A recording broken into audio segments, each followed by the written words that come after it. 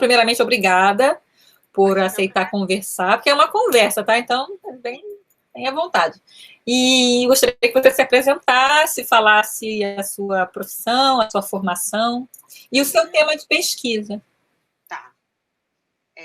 Então, eu sou a Ingrid, sou mestre em História da Educação, pelo Programa de Pós-Graduação de Educação da UERJ, da Universidade do Estado do Rio de Janeiro. Sou uma recém-mestre e também sou graduada pela UERJ, né, pela Faculdade de Educação também. Através da minha rede de sociabilidade, eu consegui chegar no Cobra de Vidro, que é um jornal que circulou, né, foi produzido, circulou em São Paulo, feito por estudantes de escolas privadas. Ele circulou entre 1975 e 1978. Uma coisa muito interessante do início dele, eu entrevistei, além dos jornais, né, eu entrevistei 4 participantes do jornal, pessoas que escreviam no jornal, que distribuíam o jornal, e tentavam fazer com que o jornal acontecesse de uma forma total. E nenhum deles soube me precisar exatamente de onde partiu a ideia, né? Qual foi o momento que falou, olha, daqui para frente vai ser necessário fazer um jornal. Né? Era uma coisa que já se arrastava há muito tempo, enfim, não souberam me precisar isso. Mas o jornal nasce logo na sequência da morte do Herzog, que é um jornalista, né? Do assassinato do Herzog, melhor dizendo. Então, foi um evento muito marcante, porque foi ainda em 75. E o mais marcante da história do Herzog é porque em 74 o Geisel tinha anunciado a redemocratização lenta, gradual e segura. E aí, quando um ano depois, quase, você tem o assassinato de um jornalista, ainda, mesmo diante da questão da redemocratização, você acaba retomando essa pauta na sociedade de novo. Né? E aí vem, novamente, a forte presença do movimento estudantil para se organizar e ajudar a organizar os outros movimentos sociais. Então, ele começa... A primeira distribuição do Cobra, e aí a gente não sabe se foi coincidência ou não, é praticamente um mês depois da morte do Herzog, no finalzinho de 75, e aí ele passa até 79. Também não conseguiram me precisar qual foi a decisão, se houve um momento decisório de finalizar com o jornal, mas eu acredito, uma hipótese que eu levanto no trabalho, de que o jornal encontrou uma missão nesse meio tempo, que era ajudar nas lutas pela democracia, pela redemocratização e pela anistia. E a partir do momento em que essas lutas começam a dar algum resultado na sociedade, as lutas pelas amnistias, elas acabam em 79 conseguindo alguma vitória, né? Eu acredito, o próprio congresso da UNE, primeiro congresso da UNE, depois do fechamento, né, digamos assim, da UNE, é também em 79. Então, eu acredito que não só, né, a mudança de estudantes foram se formando e ganhando outras responsabilidades impedindo esse envolvimento na militância, mas também por ter encontrado o fim para sua missão, digamos assim, né? Embora isso não seja uma coisa assumida ou lembrada por eles. O jornal tem uma característica muito interessante, porque apesar de ser um jornal estudantil, ele tem uma característica muito própria dos jornais alternativos da época, né? Da dita imprensa nanica, que travou os grandes embates enquanto jornalismo com o governo, porque a gente sabe que grandes emissoras aí começaram a crescer, né, justamente nesse período, dando aso às bandeiras do regime, enquanto a imprensa nanica que desenvolvia esse papel tradicional da denúncia, da informação da imprensa, né? Então, como eles estão ligados a Caminhando, e a Caminhando tem outros desdobramentos, né, dentro do PB, enquanto militância, digamos assim, do mundo mais profissional, eles acabam tendo muito contato com as gráficas, né, com as pessoas que participavam de jornais grandes da época, como o Movimento, por exemplo. Então, acaba trazendo um pouco para eles a diagramação, a apresentação das pautas, das manchetes. Então, a priori, quando você olha para o jornal, depois eu vou mandar para você se quiser usar a imagem, né? Ele parece um jornal alternativo. Se você comparar com as outras capas, com os outros formatos, ele é um formato tabloide, que era um formato utilizado pela imprensa nanica, pela imprensa alternativa. Então, ele tem muito essa característica presente, ele usa charge, ele usa imagens retiradas de outros jornais. ele tem uma característica muito interessante, que é por conta dessa rede de sociabilidade entre a esquerda, ele conseguir resgatar e publicar na íntegra matérias que foram censuradas na grande imprensa, como denúncia mesmo. Ele apresenta cartas de estudantes da América Latina que, nesse momento, também atravessavam uma ditadura empresarial militar, de companheiros que tinham desaparecido, e aí faziam essa mensagem circular também no Brasil. Então, ele é um jornal extremamente rico de análise, não só, né, disso que eu comecei falando, de que a gente precisa investir uma pesquisa, fomentar pesquisas que falem do estudante falando dele mesmo, do estudante apresentando o que ele próprio produz, e principalmente na questão política, porque a gente sabe que tem jornais estudantis, algumas escolas fomentam que os alunos escrevam, façam seu jornalzinho, mas a gente não consegue ver muito estímulo para isso no âmbito político e mais ainda na academia, né? De falar de como, como se dá o processo de formação desse estudante, porque esse estudante, ele, para fazer esse jornal, ele se aproveita de ferramentas que a própria academia ensina, que a própria academia disponibiliza. Então, não é um movimento alheio. E dentro do próprio jornal, o movimento estudantil ele tem uma característica de lutas não só por pautas da educação, no seu âmbito, os preços das mensalidades, né, no caso deles, que eram faculdades privadas, os preços das mensalidades, os preços de matrículas e reposição de professores, de aulas, não só essas pautas no mundo deles, mas pautas conjunturais, né, do Brasil, políticas do Brasil.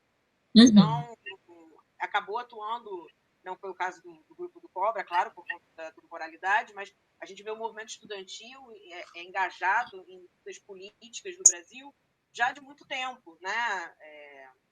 A própria campanha do Petróleo é Nosso foi um envolvimento fundamental do movimento estudantil, nessa época já era institucionalizado, né? A gente já existia a UNE, mas lá atrás, desde as primeiras ebulições sociais, né? Você pega o movimento da Inconfidência Mineira, uma grande parte eram estudantes, né? Grandes famílias, dos nobres, mas eram estudantes. Sim. Você tem a tentativa de invasão dos franceses pelo Duclerc aqui no Rio de Janeiro, e os próprios estudantes participam da reação para não ter essa invasão no Rio. Então, o Cobra, mais uma vez, ele repete esse movimento que os estudantes vêm fazendo ao longo da história do Brasil, e vai impondo pautas políticas e vai apresentando para os estudantes e para além dos estudantes aquilo que a gente precisa atentar, aquilo que a gente precisa lutar dentro da sociedade. Tem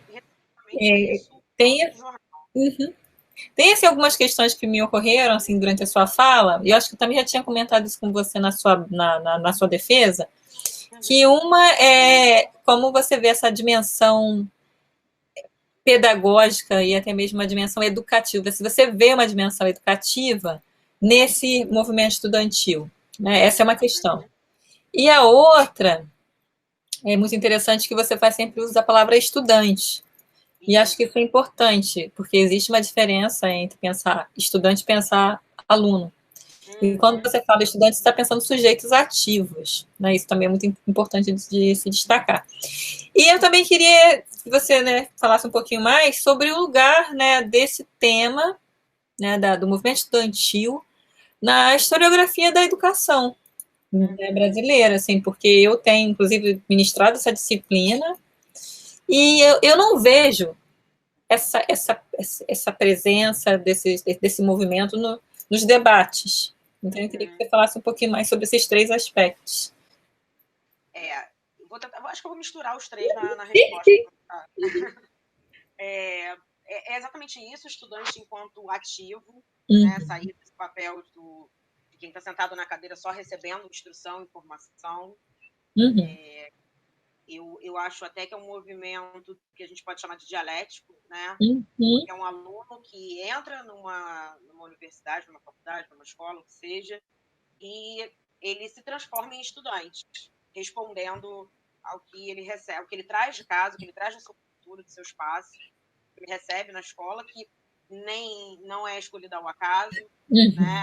Onde a gente é matriculado, onde a gente consegue ser matriculado muitas vezes. E aí, como ele responde isso? Então, eu acho que a questão da historiografia da educação, eu acho que, por exemplo, você não nota, a gente não consegue notar, a pesquisa nasceu muito disso, de não encontrar, fazendo pesquisa bibliográfica, nenhum material que fizesse uma referência tão direta como objeto e fonte, alguma coisa produzida exclusivamente por estudantes.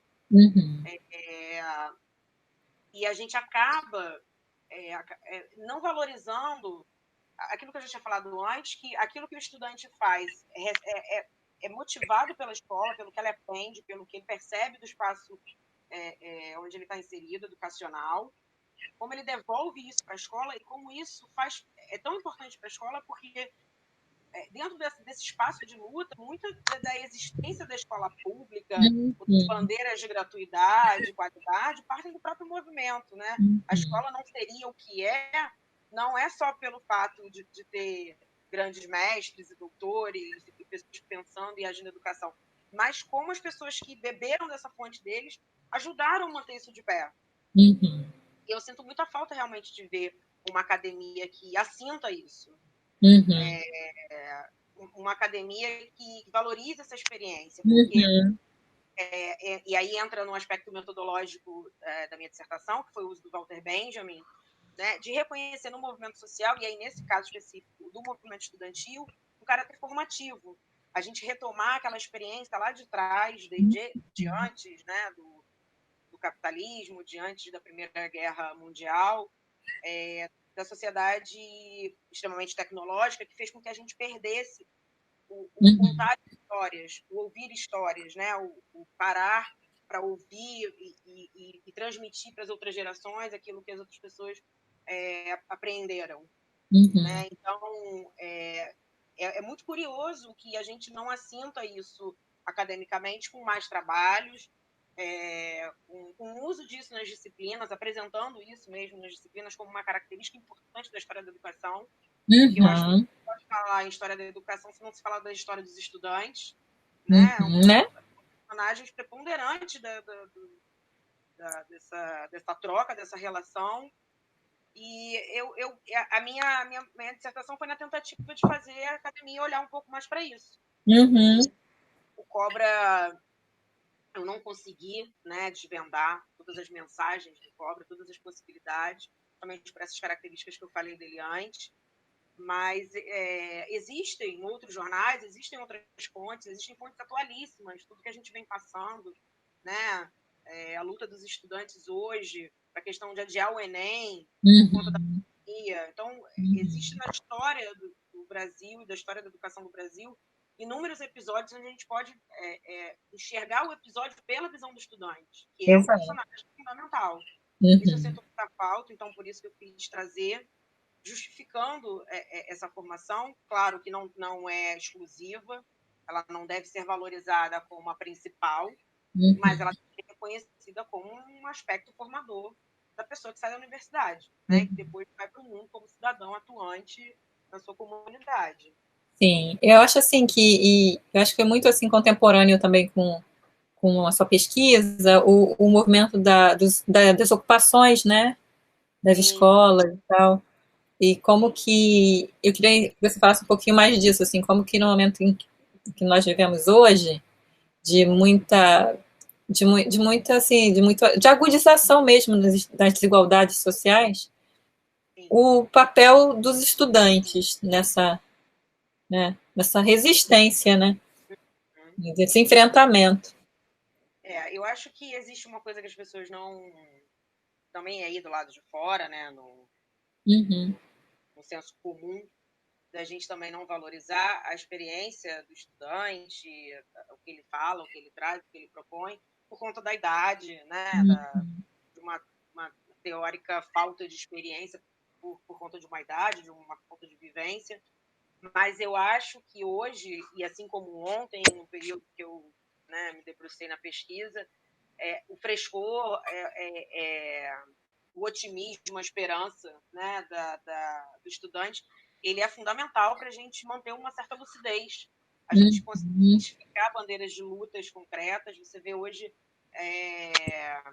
você olhar para os grandes movimentos sociais hoje, o destaque que o movimento estudantil está recebendo novamente por levantar bandeiras específicas de luta Uhum. contra a pandemia, de suspensão do Enem, de suspensão de cobrança do FIES, e de coisas que reverberam diretamente na nossa sociedade, como, por exemplo, o corte do teto de gastos, para a gente tomar pesquisa na universidade e conseguir vencer esse vírus através de pesquisa, através de vacina, de medicamentos, né? De como, acho que esse é o exemplo mais claro de como o estudante e esse movimento estudantil ele é tão fundamental na nossa sociedade, ele ainda precisa ser tão fundamental na conjuntura que a gente vive, que até uma coisa que nos afeta particularmente, mesmo que a gente não se envolva em nada disso, né, ou acha que não se envolva, de pesquisas, de fazer protestos e petições para que volte a investir na universidade, na pesquisa, para que a gente tenha direito à saúde novamente.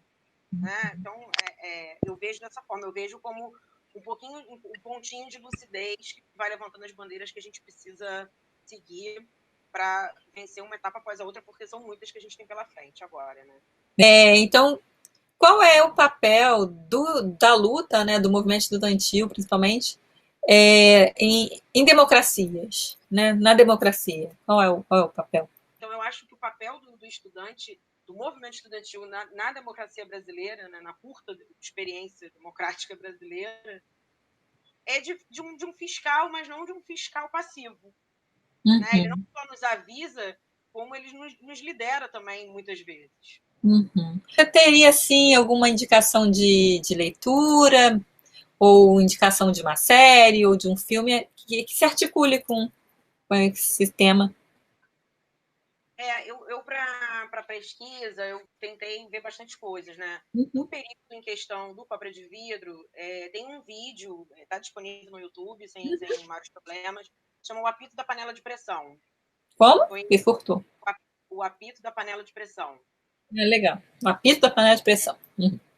Foi um filme feito por estudantes também na época, Uhum. estudantes de cinema, em sua maioria, e fala justamente sobre esse período do Cobra de Vidro, das lutas estudantis. Então, acho que para entender o período via movimento estudantil, né, eu acho que é uma boa forma. Eu acho que o mais marcante em relação à minha pesquisa seria esse. Mas, no geral, tem muito documentário, muita coisa bacana, tem muito trabalho do Silvio Tendler, que foi membro do movimento estudantil também à época. Tem bastante coisa, tem muito material, e aí vídeos também do Resistir é Preciso. A gente coloca no Google Resistir é Preciso, a gente já encontra bastante coisa. Os materiais da Comissão da Verdade estão todos disponíveis também na internet. E acho que é isso, assim, para ficar mais específico, né, para o tempo da pesquisa, do movimento mais caracterizado nessa fase, acho que seria mesmo em torno disso. Você estudou na UERJ, né? Você fez a graduação e o mestrado. E aí você sabe também que lá na UERJ tem uma placa, uma homenagem para um estudante morto nesse período? Sim, Mas morto isso, em frente ao UP em 68.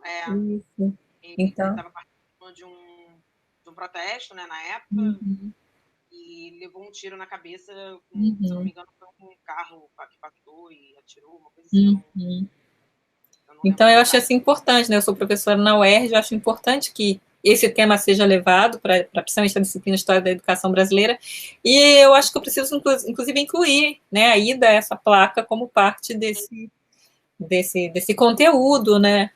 Porque temos ali um lugar de memória que muita gente nem sabe, que Não, passa ali com e não certeza, sabe. com certeza. Né? Então, acho que é muito importante, né, a gente ter essa sensibilidade também, né? Como na disciplina, enfim. Não só na disciplina de História da Educação, mas eu também acredito que no ensino de História de forma geral, né? Sim. Então, é isso.